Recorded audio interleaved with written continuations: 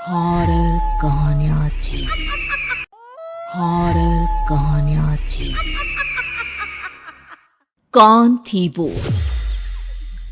मैं 8 महीने की प्रेग्नेंट थी और अपनी डिलीवरी के लिए अपने मायके गई थी।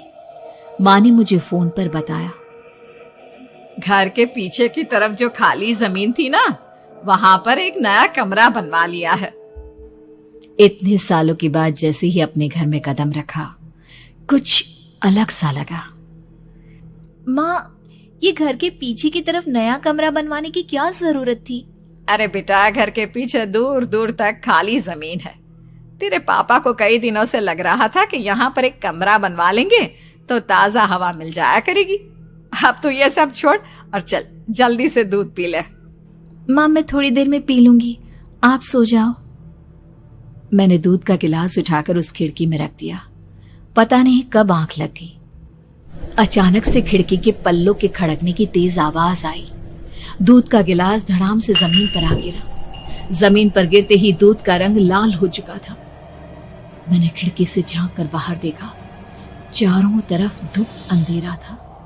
उस अंधेरे की तरफ से कुछ आवाजें आ रही थी, जैसे छोटे बच्चे आपस में खिलखिलाकर मस्ती कर रहे हो।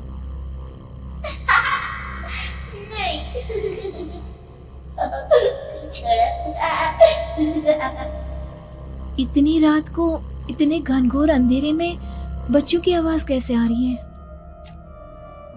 घड़ी में वक्त देखा तो ठीक 12 बजे थे। देखकर मैं सन्न रह गई। बुरी आत्माओं और भूतों की कई कहानियां मैं सुन चुकी थी। वक्त भी कुछ ऐसा ही था। ऊपर से मैं प्रेग्नेंट। सुना था कि ऐसे वक्त में अक्सर बुरी आत्माएं औरतों का पीछा करती है, तो क्या मेरे पीछे भी? पसीने से तरबतर बड़ी मुश्किल से, जैसे कांपते हाथों से मैंने उस खिड़की को बंद किया। जल्दी से जल्दी उस कमरे से बाहर निकलकर माँ के पास जाने के बारे में सोचा, लेकिन जैसे ही दरवाजे की तरफ पलटी, लगा कोई साया हवा की स्पीड से दरवाजे के सामने से गुजर गया। मेरे गले में अटक कर रह गई। मैं जोर से चीख कर माँ को बुलाना चाहती थी, लेकिन वो आवाज खुद मेरे कानों तक नहीं पहुंच पा रही थी। तो माँ तक कैसे पहुंचती? खिड़की के पल्ले एक बार फिर तेज हवा के झोंके से धड़ाम करके खुल गया और पूरी ताकत से मैं चीख पड़ी। जानती थी मेरी चीख की आवाज सुनकर कुछ ही सेकंड में माँ वहां पहुंच जाएगी, लेकिन ऐसा कुछ हुआ ही नहीं। मेरा कलेजा डर के मारे फटा जा रहा था। आखिर माँ ने मेरी आवाज क्यों नहीं सुनी? इतनी गहरी नींद में तो माँ कभी नहीं सोती। ठीक पीछे खुली हुई वो खिड़की। मुझ में इतनी ताकत नहीं बची थी कि मैं पलटकर उस तरफ देख भी सकूं। हवा का एक सनसनाता हुआ झोंका उसी वक्त मेरे कानों से आकर टकराया। लगा जैसे किसी ने दबी हुई आवाज में धीरे से मुझसे कहा, चली जाओ यहाँ से। मैंने दोनों हाथ अपने कानों पर रख लिए और एक बार फिर ताकत लगाकर जोर से चीखने की कोशिश की। माँ! पापा! मेरी आवाज उस कमरे की दीवारों से टकराकर वापस मुझे ही सुनाई दे रही थी। जितनी ताकत के साथ मैंने चीखने की कोशिश की थी, कुछ ही देर बाद उससे कहीं ज्यादा तेज और दर्दनाक चीख मुझे सुनाई देने लगी। ये आवाज ठीक मेरे पीछे खिड़की से आ रही थी। वो आवाज मेरे कानों में पिघलते हुए लोहे की तरह गिर रही थी। उन आवाजों में हैवानियत थी। वो आवाजें किसी इंसान की नहीं है, इतना मैं समझ चुकी थी। कांप रहे हाथों से मैंने अंधेरे में कुछ ढूंढने की कोशिश की। तभी अचानक मेरा हाथ बेड पर रखी टॉर्च पर पड़ा।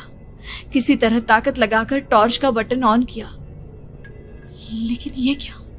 सामने दरवाजे पर 3 छोटी लड़कियां खड़ी हुई थी। उनके हाथ में स्टील के चमचमाते हुए चाकू थे। मैं घबराकर लड़खड़ाई और पीछे की तरफ हटी, लेकिन तब तक वो मेरे पास आ चुकी थी। उनकी गर्दन टेढ़ी थी और उनके हाथों के वो चाकू मेरे पेट को निशाना बनाने को तैयार। मैं जोर से चीखी, नहीं, छोड़ दो मेरे बच्चे को, मत मारो, मत मारो, छोड़ दो मेरे बच्चे को। सोनाली, सोनाली, क्या हुआ बेटा? तू इतनी डरी हुई क्यों है? उठ बेटा, क्या हुआ? हड़बड़ाकर मैंने अपनी आंखें खोली। देखा तो दिन निकल आया था। माँ मुझे जगा रही थी। मेरा चेहरा पूरा पसीने से लथपथ था। क्या हुआ बेटा? तुमने कोई बुरा सपना देखा क्या? मैं अभी तक अपने पूरे होश में नहीं थी। वो मेरे बच्चे को मार देगी माँ। वो लड़की मेरे बच्चे को। मैंने घबराकर अपने पेट को छुआ। सब कुछ ठीक था। और वो दूध जो रात को यहाँ पर गिर गया था, उसका रंग लाल हो गया था। माँ ने हंसते हुए दूध का गिलास मुझे दिखाया। तुमने दूध पिया ही नहीं, पूरा का पूरा ऐसे ही रखा हुआ है। तुमसे कहा था ना सोनाली, सेहत के लिए लापरवाही ठीक नहीं बेटा। लेकिन मैंने तो सब कुछ अपनी खुली आंखों से देखा था। ये सपना कैसे हो सकता है?